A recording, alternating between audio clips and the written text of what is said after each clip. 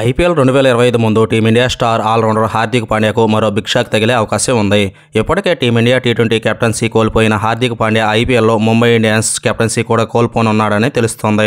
Mumbai Indians captaincy బాధ్యతల నుంచి హార్దిక్ పాండ్యాను తప్పించి స్టార్ బ్యాటర్ సూర్యకుమార్ యాదవ్కు అప్పగించే అవకాశం ఉన్నట్లు క్రికెట్ వర్గాల్లో జోరుగా ప్రచారం జరుగుతుంది. హార్దిక్ పాండ్యా ఫిట్నెస్ సమస్యల నేపథ్యంలో ముంబై మేనేజ్మెంట్ ఈ నిర్ణయం తీసుకుందని సమాచారం.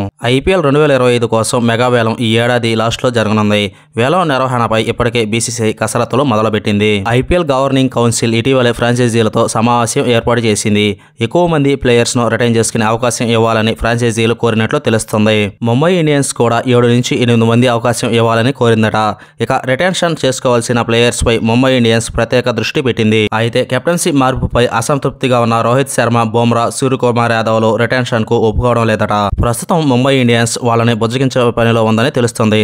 ఇందులో భాగంగానే సూర్యకుమార్ యాదవ్ కు కెప్టెన్సీ బాధ్యతలు అప్పగించేందుకు సిద్ధమైనట్లు తెలుస్తుంది. హార్దిక్ పాండ్యా నేతృత్వంలో ముంబై ఇండియన్స్ ఆశించిన ఫలితాన్ని అందుకోలేకపోయింది.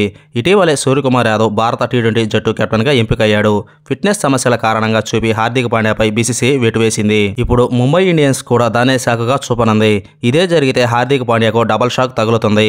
అదే సమయంలో సూర్యకుమార్ యాదవ్ కు డబుల్ ప్రమోషన్ దక్కుతుంది. హాయ్ క్రికెట్ లవర్స్, ఈ వీడియో కానీ నచ్చితే ఒక లైక్ చేయడం మాత్రం మర్చిపోకండి. అలాగే సూర్యకుమార్ యాదవ్ మరియు హార్దిక్ పాండ్యాల గురించి మీ అభిప్రాయాన్ని కామెంట్ రూపంలో తెలియజేయండి.